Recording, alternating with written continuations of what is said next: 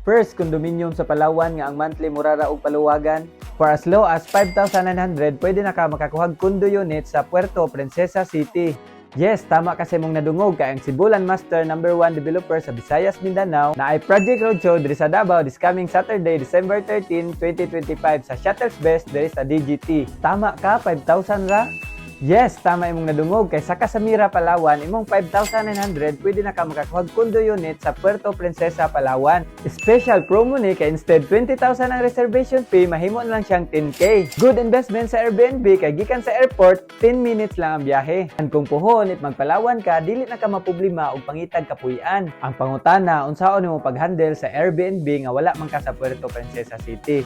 Good question. Di maproblema kay Filipino Homesta na atay rent manager sa rent.ph nga pwede mo handle sa imong unit. So, don't miss this rare opportunity. Message me and see you this Saturday.